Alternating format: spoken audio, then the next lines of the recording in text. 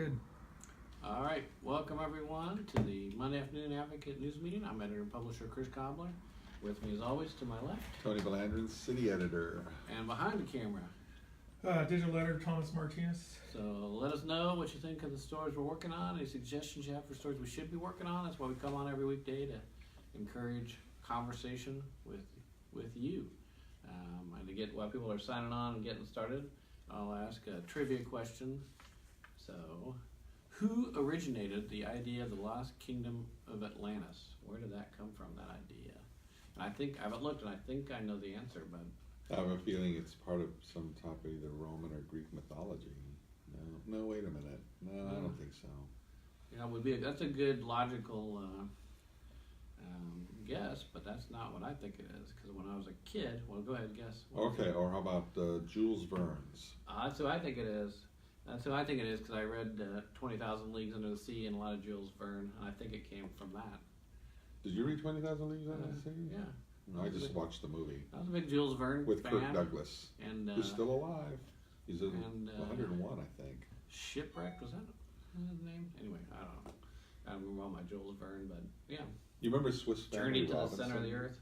Yeah, I remember Swiss That was Family a cool Robinson. movie. Yeah, I always thought it was really cool. I wanted to live in a treehouse for a long time. Yeah, big treehouse. Amazing how they could build that kind of elaborate treehouse with so few materials there on the island. And put a movie camera up there. It was amazing. What was the story? Hitchcock's Lifeboat. There's a story that George Lucas tells. Lifeboat. The movie? Yeah, movie Lifeboat. It takes place out on the sea on a lifeboat. It's Alfred Hitchcock. I don't think I've seen it. He makes an appearance in that too. You know how? Yeah. Someone's reading a magazine in the lifeboat, and there's an ad in there, and it has Hitchcock's face in there. But anyway, somebody said apparently Hitchcock tells the composer, I don't know, where's the music coming from if these two people are adrift on a lifeboat? And then the composer tells Hitchcock, the orchestra is going to be right next to where you put your camera. Right there you go. Anyway, but chime in now. We may not have Jules Verne right, so you still have time to guess differently. We'll look for the answers here that you provide, and chime in about any of the ideas you have for stories. If I miss it here as it's scrolling by, we'll sign back on later and try to respond then. But in news, we've got coming up at 2, you've got to come back to Facebook Live because the Victoria Police Department's having a press conference about all the recent shootings in Victoria. There has been quite a run of them. So hopefully get some answers at this press conference at 2. John Wilcox will be there, and photojournalist Chamberlain Smith will be there. And we do plan to have that on Facebook Live again. We also, most recently, there was a shooting of a guy trying to rob a taxi in Victoria and shot himself accidentally in the leg and ended up at Walmart. Any shooting's not. That's kind of funny. That's so many questions is what I posted to that one. That's something. Then in sad news, but hopefully she's recovering okay. We've got John's trying to connect with a Victoria woman and her daughter.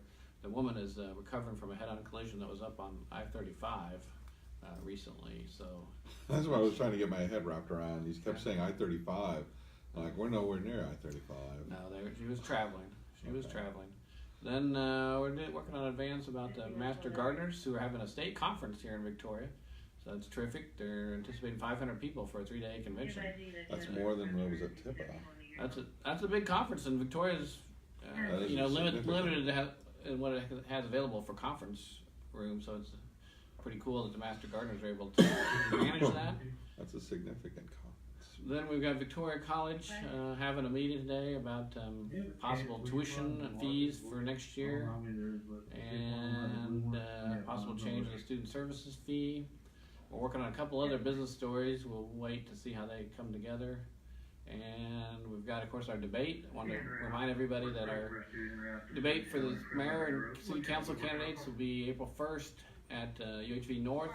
We're hopeful that immediately following that we can do the school board candidates. We just recently learned there's a conflict with when there's training for school board candidates, a Region 3 training, but I'm hopeful they won't be done by 7 and be able to swing on over for our debate then, but we'll see. But for definitely the mayor and city council candidates, April 1st, 5:30 p.m. at UHV North.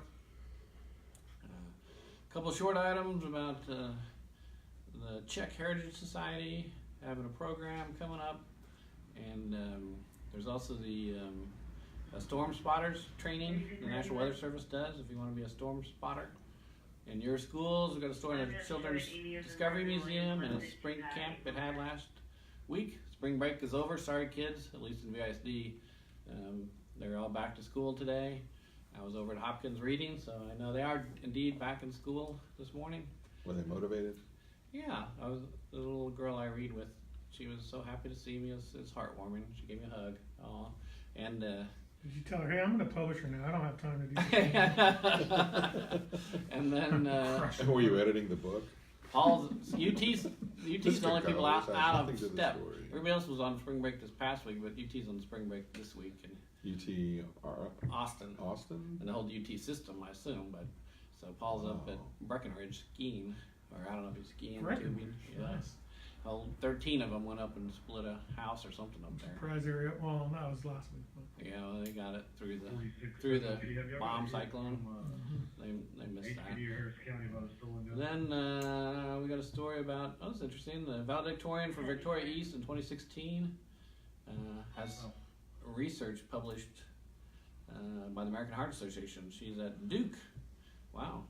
She's a dancing member of the Duke Dancing Devils. Well, I'm still not rooting for, I'm very impressed with her, but I'm not rooting for Duke in March Madness. Selection Sunday we're moving right into sports. Was yesterday, and Duke's the overall #1 seed, and with Zion Williamson, who can dispute that, I suppose. But that doesn't mean I like Duke. Crybabies. Kansas got a decent #4 seed. You called that one right. And I told you Oklahoma would squeeze in, though. Yeah, they did. TCU did not, though. TCU didn't. Texas didn't. Texas what region did not. is KU? The Midwest, which is Midwest. what makes it. If they could actually win the first 2 rounds, they would play the Sweet 16 in Kansas City. They play Wisconsin first? Yeah, that's why they play somebody made a Northeastern. point about that. Yeah, Why, is it North Carolina? Why North Carolina should be worried Yeah, potentially about that? I don't. Or whoever the It's not a given that Kansas is going to make it through the first 2 rounds because right. should be Northeastern out of Boston, and then the second round will be either New Mexico State is playing the #5 seed Auburn, who Auburn waxed Tennessee in the conference championship game, but I don't know what that means. Auburn was the #5 seed, and they're up and down. Gonzaga also lost in it. Yeah, so it says St. Mary's. Well, so #1 in Midwest is North Carolina. North Carolina. So we would play them in the Sweet 16 in Kansas City if we both advance. So that would be. So North Carolina fans are kind of mad about that because Kansas usually beats North Carolina under Bill Self actually. Mm-hmm. So, but I have no degree of confidence in Kansas this year. I don't. I don't. They're not playing. They haven't played consistent all year. But well, they were 9-0 and #1 when their 7-foot center was playing, and he got hurt, and they've not done well since. Basically. Well, my friend, he was at the Sprint Center all weekend because he has a friend who always gets season tickets, and he's from Iowa State. Yeah. So they were both there rooting for Iowa State. I'm glad they didn't text me to gloat.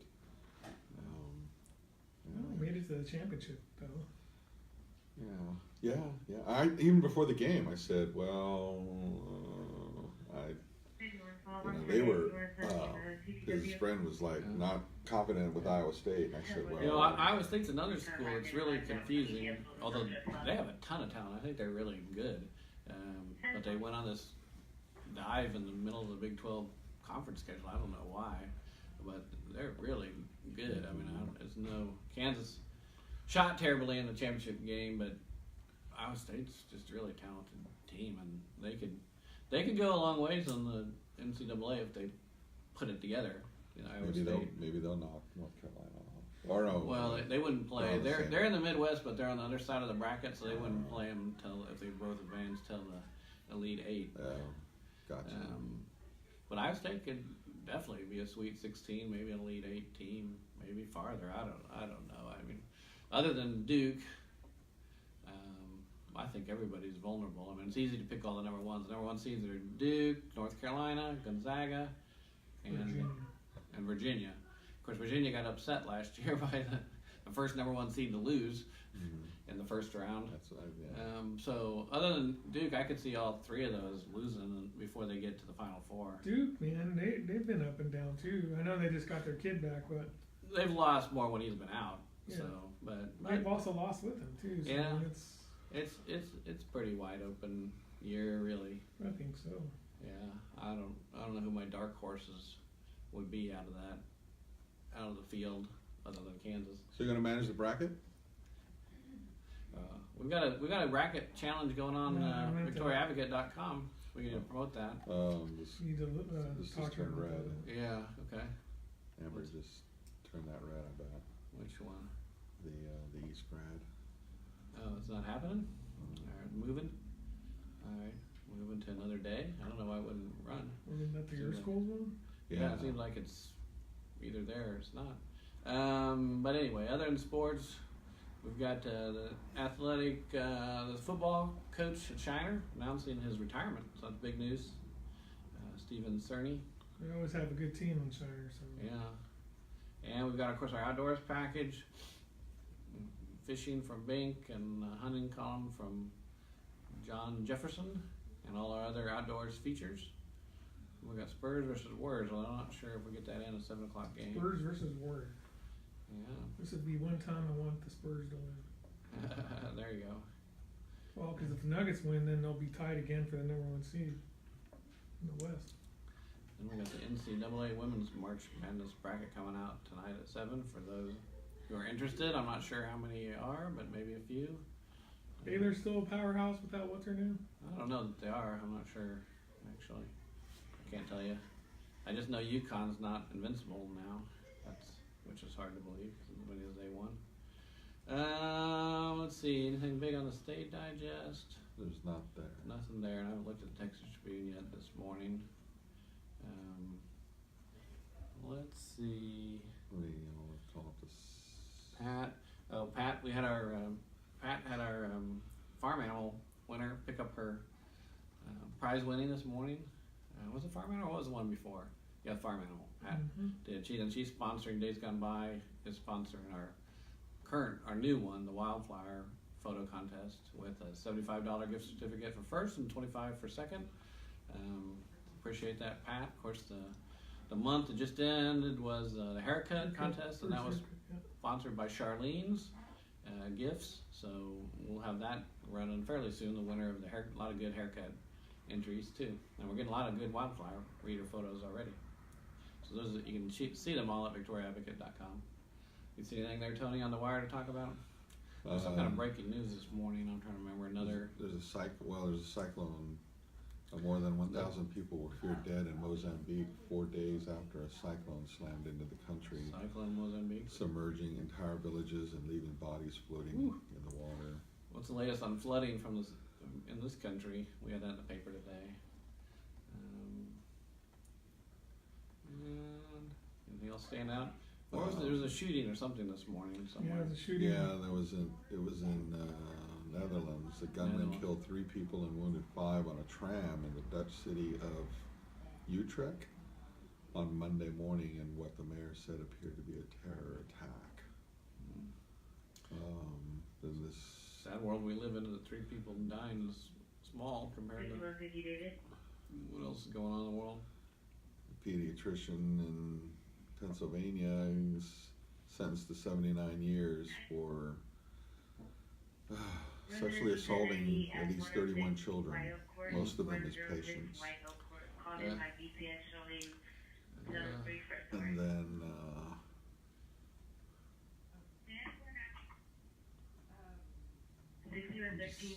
rolling on down. Can't we just bury Blockbuster? Why is it still in headlines? Blockbuster? Why was Blockbuster in I the don't news? know. There are challenges that come with running the last Blockbuster video on the planet. Okay. Oh, it's closing, I thought. Yeah, it's in Bend, Oregon. Yeah. Here's the State Digest. Let's see. State Digest, there's a story about more on Beto. Oh, yeah. Not that we need more on Beto right now. It's a long ways from the primary. A He's story doing his about mea culpa.